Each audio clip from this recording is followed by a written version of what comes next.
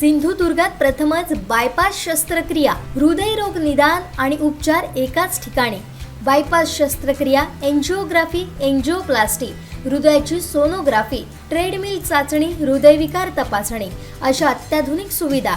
MJPJAY योजनेअंतर्गत bypass आणि एंजिओप्लास्टी अगदी मोफत। आवश्यक कागदपत्रे, ओळखपत्र, मतदान card, Aadhaar card, ration card, bank passbook, mobile number, cashless सेवा उपलब्ध।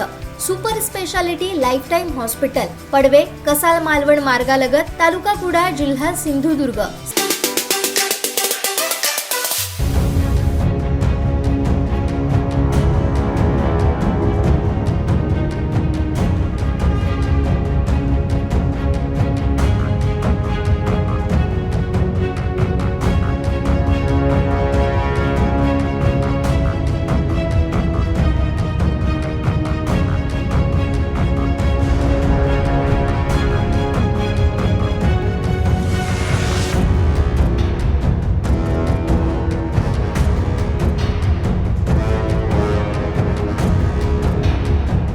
गेले काही दिवसापासून देवगड तालुक्यात नव्हे तर अखंड सिंधुदुर्ग जिल्ह्यात साथीच्या आजारांचा प्रादुर्भाव या ठिकाणी होते।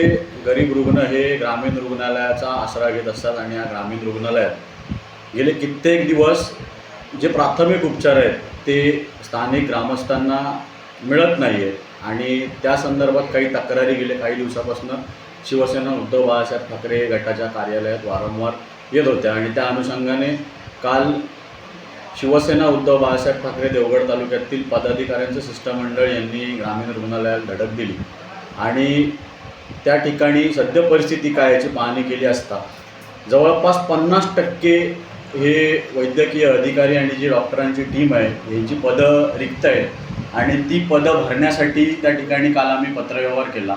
आपण पाहताय की गेले काही दिवस राज्यातील अनेक जिल्ह्यांमध्ये म्हणजे परवाचीच घटना बघाल तर नांदेडमध्ये काही लहान मुलांचा त्या ठिकाणी मृत्यू झाला, त्यांना त्या ठिकाणी औषधोपचार वेळेत होत नसल्यामुळे। तशी परिस्थिती देवगड तालुक्यात येण्याची वाट स्थानिक प्रशासन बघताय का असा आमचा सवाल आहे। खरं तर महाराष्ट्र शासन हे ग्रामीण रुग्णालयांना, महापालिकेच्या रुग्णालयांना, नगरपालिकेच्या रुग्णालयांना जो औषधोपचारासाठी जे औषध आहेत त्याचा पुरवठा व्यवस्थितरित्या करत नसल्यामुळे ही परिस्थिती आज या ठिकाणी ओढावलेली आहे। ग्रामीण रुग्णालयात 50% डॉक्टर आणि इतर टेक्निशियन ही पदं रिकामी आहेत आणि त्यामुळे देवगड तालुक्यातील ग्रामीण रुग्णालयात हे प्रथम उपचार जे होतात जे आता जे तापाचे आणि साथीचे रोग चालू आहेत त्याच्यावर ते मिळत नाही आहेत आणि डॉक्टर तिकडचे सल्ला देतात पेशंटना की तुम्ही कणकवली, कुडाळ नाहीतर ओरसला जा, परंतु हा खर्च या देवगडातील स्थानिक नागरिकांना परवडणारा आहे का याच्यावर लक्ष कोण देणार?